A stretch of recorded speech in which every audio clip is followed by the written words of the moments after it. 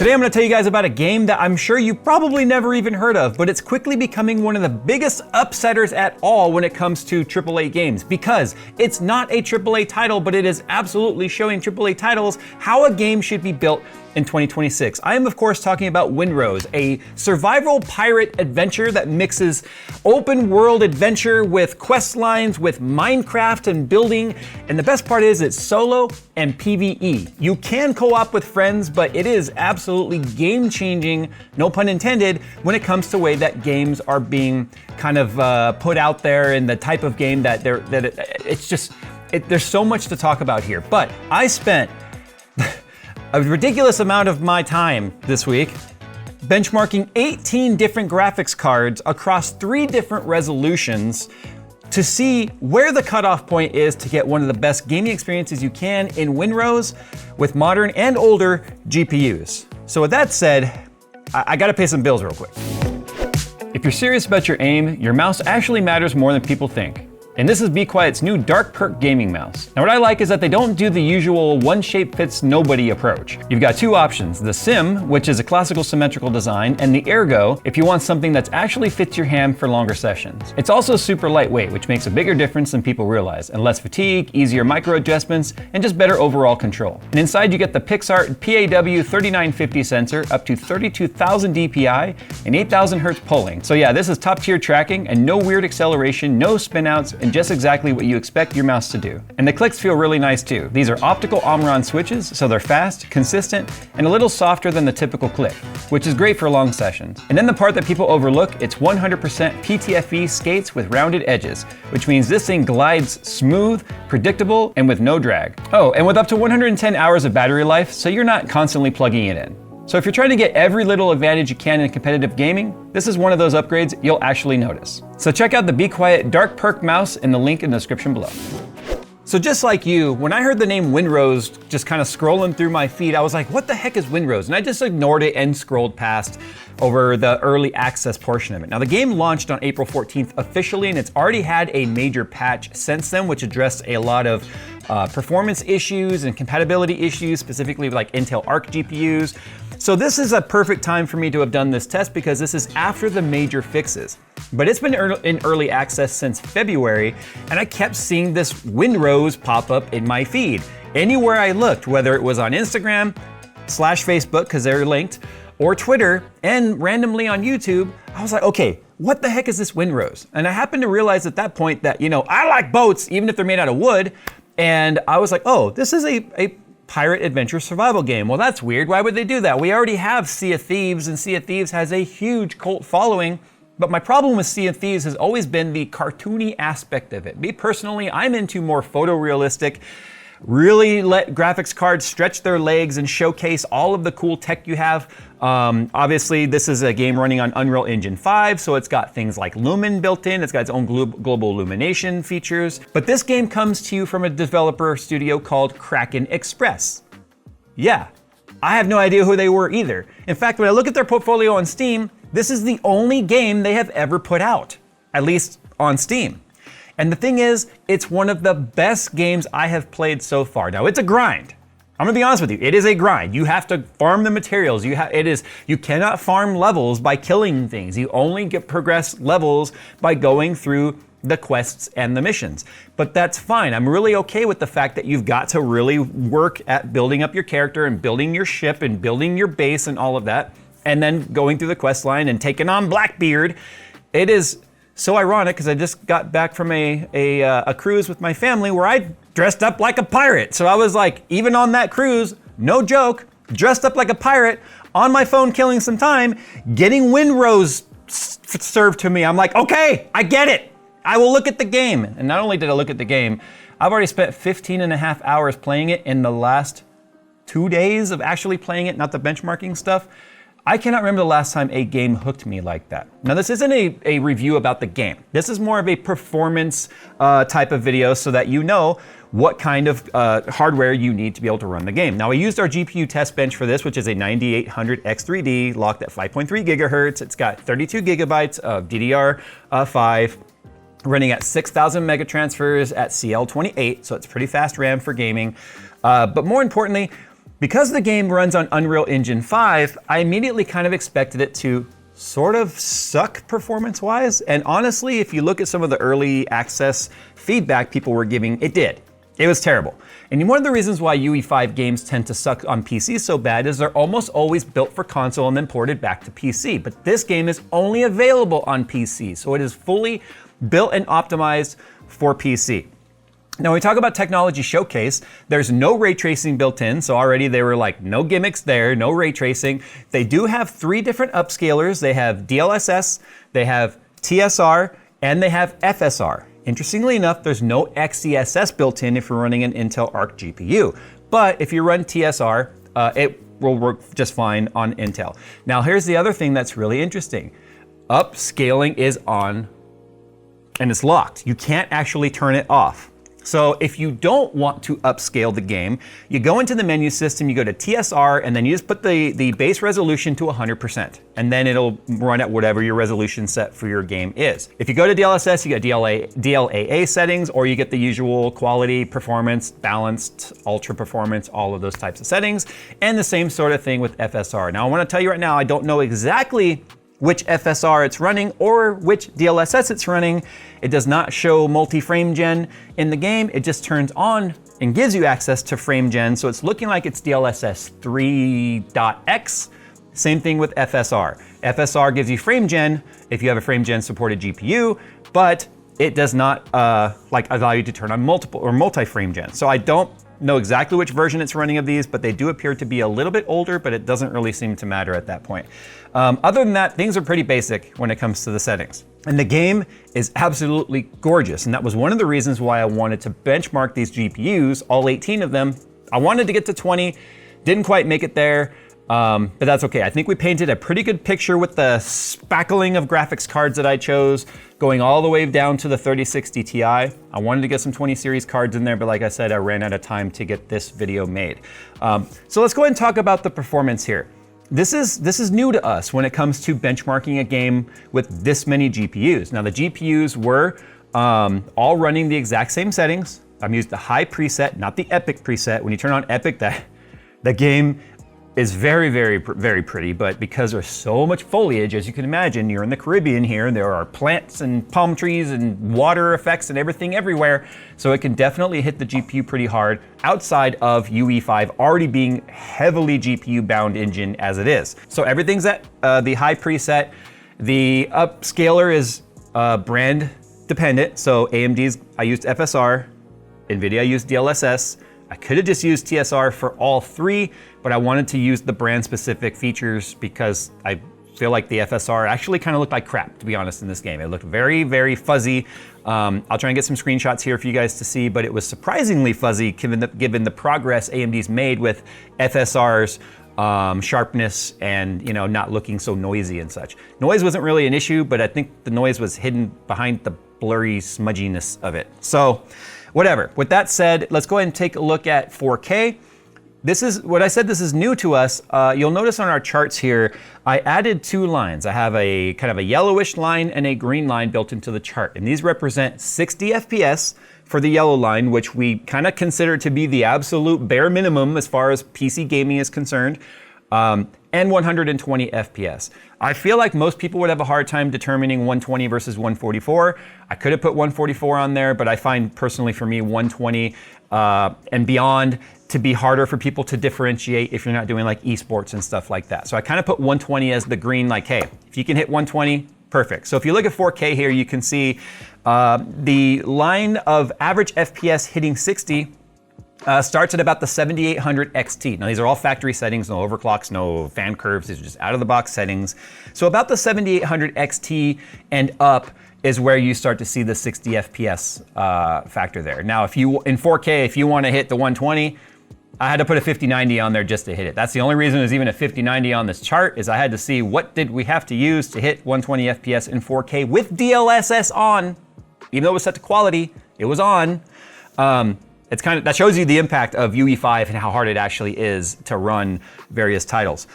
In this game too, you don't get draw distance control so much. So if you are dealing with an issue of like you can see islands way off in the distance, and you want to kind of bring that focal point inward to try and give yourself a little relief on your GPU. This game doesn't really have that built in, so these are kind of like locked down to the way they are in terms of draw distance.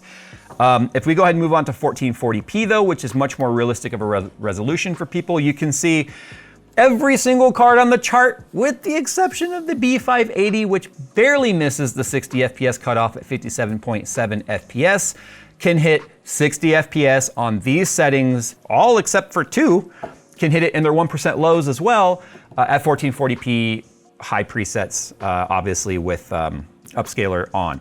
Now here's the thing I want to point out. As you look at these charts, I want you to notice how close together the 1% lows are to the averages. And that's what's kind of impressive here, is we tend to see 1% lows sometimes be all over the place depending on the engine. So although UE5 is hard to run, it seems to do a pretty good job at keeping the 1% lows close to the average FPS, which will be a better gaming experience than having a high average FPS and a low 1% low. What you're going to notice there is the fluctuation between really slow drawn frames versus really fast frames, and then that's where you get the perceived stuttering and hitching and all that sort of stuff. So moving on now to 1080p, you can see everything hits 60 FPS. Even the 1% lows or beyond that, even all the way down to the B580 Titan OC.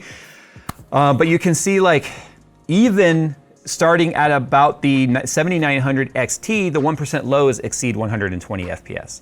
But what you'll notice though is, even though UE5 doesn't really have an advertised engine cap on FPS, as you go down the resolution towards 1080p, you'll notice the gap is a lot less than what it was, say, with 1440. And I think that's because we start becoming CPU bound in this particular title, because there is still a lot happening in this title. So you'll notice, like, there's a bit of diminishing returns with going with something like a 5090 to play 1080p. We're getting 172.3 average FPS in 1080 versus 159.7 in 1440, right? So like 13 more FPS for that big of a resolution change is showing you now that we're reaching CPU bottleneck at that point. In fact, when we talk about the perceived smoothness of the title, this is where I decided to go ahead and do line charts showing frame times, because of the fact that it's extremely consistent. That's why the 1% lows, as you look at this line chart, trying to understand how to read this. If we look at the 4K here, the 1% lows come from the dips. Like, so you have the spikes going up and you have the spikes going down. How far down those spikes go is what pulls down the 1% lows and the average FPS. But you can notice here, even though I have the 4070 Super FE on here and the Power Color 9060 XT, I chose two cards that were separated quite a bit in terms of their overall performance. If you take a look at their median line and then the range of the highs and lows on the frame time that's being drawn in milliseconds, you can see they're very, very similar. It's just obviously the orange line is much shorter for the 9060 XT, because in the same amount of time, which is a 1-minute test, it drew less frames because less frames per second. You can see that it's up around 24.5 to 25 average milliseconds versus the 14.5 average milliseconds found on the 4070 Super. The gap between the highs and the lows on those spikes are very close together. So that even though the 9060 XT is not a 4K gaming card, it was actually able to achieve that 30-something FPS in 4K, and it was smoothish, almost like watching a movie, right? Movies are 24p, but they're smooth because, one, motion blur in normal filming, and then two, an absolutely perfect frame rate. So as we move into 1440p, this is where don't pay attention to these big spikes that you see. That could be something that happened in the background on the system, that just for that one frame, it had to pause that frame before rendering and then was able to draw it. You'll notice that the NVIDIA card is not moving down the stack very far on the average frame time, but the orange card, or the 9060 XT, is getting closer and closer to the NVIDIA card. And the reason why I'm pointing this out is the fact that the AMD cards overall were way smoother and overall getting better performance per tier than NVIDIA, showing that this title in UE5 is definitely heavily favoring AMD cards, which is kind of nice to see, I guess. It's nice to see, the competition or the minorities when it comes to the market share, making a strong showing. And that's because of the fact that there's no RT in this title. It comes down to pure rasterization. And even with DLSS on, it didn't seem to matter because FSR was absolutely picking up the slack and getting, better performance for the AMD cards. Now, admittedly, at a sharpness and overall image quality hit. So that's up to you. You could just turn on TSR, and in my opinion, the impact was only negligible and the image looked better on TSR. But this is why in a review like this, you test the brand's own technologies, which I think AMD still has a long way to go on FSR quality. It's getting a lot better, but it's still not as good as DLSS or even TSR. So, but yeah, when it comes down to just raw horsepower and rasterization, we know that AMD makes a strong showing. So if we go back to the FPS charts and look at, say, 1440, look at how strong the 9070 XT Reaper is. That is the cheapest model on the market for the 9070 XT. That's the one that I got for $699. It's crazy to say that's the cheapest model for something and have it still be $700. Anyway, I digress. It is literally less than a half of an FPS average difference from the 4080 Super, and it's 1.3 FPS faster on its 1% lows. And then that's what made me, I went back and did a lot of rechecking and double checking just to make sure that the numbers are what they are. And it's just that strong of a showing for AMD on this particular title. In fact, the 7900 XTX Red Devil is only beating in the 9070 XT Reaper slightly on this model, or in this chart, because of the fact that that is a custom overclocked out-of-the-box card from Power Color. It's like one of the top tier AMD cards that you can get at that generation at least. And it's barely beating a 9070 XT Reaper, which is the cheapest of the stack. But if you look at this chart and you pause and you really kind of examine it, you'll see that the 5070 Ti is being beaten by the 9070 XT Reaper by a fair amount, by 5.5 FPS. So we know the 5070 Ti is a $1,000 card. If we go back to 4K and you look, the 9070 XT is beating the 5070 Ti in 4K as well. And again, that's because ray tracing isn't on. I think if ray tracing was a part of this title, you'd see that gap go the other direction just because NVIDIA does have stronger ray tracing performance than AMD as a whole. But I think most gamers turn that off anyway, so it doesn't really matter.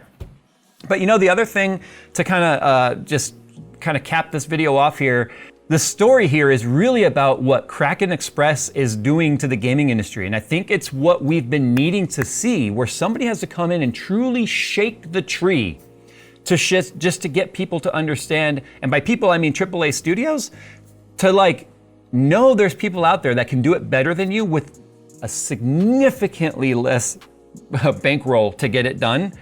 Because this title is only 8.7 gigabytes to download with 20 gigabytes installed and unpacked. That is nuts. How big are titles these days? I mean, Cyberpunk is approaching 100 gigabytes. You've got Call of Duty, which was well north of 120 or 130 gigabytes, something crazy like that. I mean, even GTA 5, which came out, 2013 or something like that, way back in the day, is magnitudes larger than Windrose. And Windrose, when you start playing that game and you realize just how big the world is, you start to wonder, how the hell are they getting it done? Oh, and did I forget to mention, it's $29. So you've got a title that is more fun to play, looks way more polished, has already put out major patches within days of its official release to address concerns of bugs and performance issues and such. And they're doing it at half the cost of what most AAA titles cost, twice as polished as far as I'm concerned, at 1/10 the hard drive space that's needed. That's the story here. And you know what? If you want the deluxe edition, it's only $9.99 more, and it's because it comes with the soundtrack. I don't care about that. So $29.99 out the door. No DLC, no paid currency within the game, no stupid fluff digital download shinies to try and squeeze more money out of you because you want your pirate to have a different looking hat. Everything in this game is what I think gamers have been craving. And the cool thing is, if Kraken Express does it right, I feel like they could create a game like this for every era. Do it for, obviously you've already got your pirates. Do it for maybe medieval type chivalry type stuff. A knight, you're a knight and you've got to go through castle building and all that sort of stuff. Or maybe do it in the Wild West. Just do it. Like, why not? You've already built the foundation. You've already shown that you can do it. It's really, really exciting to see where this goes. My biggest fear is that a company like this is gonna get the attention of big studio publishers that will then come in and fuck it all up, which is what they've done for every other game in the industry. So Kraken, if you're watching this video, please continue doing whatever it is you're doing right now, because I think you're doing it right. And it's just beyond exciting to see a game actually get this many people excited about it. Here's the thing, right now, as of yesterday, since April 14th, it's got just under 20,000 very positive reviews. Not mostly positive, not mixed, very positive, with 1 million copies sold in 2 weeks. 222,000 concurrent players the other day. It's solo, it's PvE, there's no PvP, there's no one coming to wreck your crap and take your stuff. It is co-op, so you can play with your other friends. It's shared progression. So let's say you all want to work on stuff together and you guys all have different schedules. The game shares progression. So whatever someone unlocks, you get as well. Now that can kind of put you behind a little bit if you're not playing the storyline and kind of figuring out how things work, because the storyline's also the tutorial to teach you how to play the game and then really open world it up. But the cool thing is you can also host servers and rent servers so they're up at all times, so you can just literally have your own pirate world. It is the coolest thing I've seen so far, and it's very refreshing, and I just felt the need to benchmark it for those that are playing it. All right, guys, thanks for watching. If you haven't heard of the game, I've got no kickback, I've got no connection to them whatsoever. I just think it's refreshing to see what feels like a polished AAA title from years ago when developers actually cared about gamers. And for $29.99, and with obviously Steam's refund policy, why not give it a shot? All right, guys, thanks for watching. Now you see what kind of GPUs you need to get the really good fidelity going on here. As always, we'll see you in the next one. And if you want us to do more game reviews like this, let us know what titles you think we should check out, and we'll do the best we can to make them work. I had more fun doing this than I have done anything else benchmarking wise in a long time. All right, guys, we'll see you in the next one.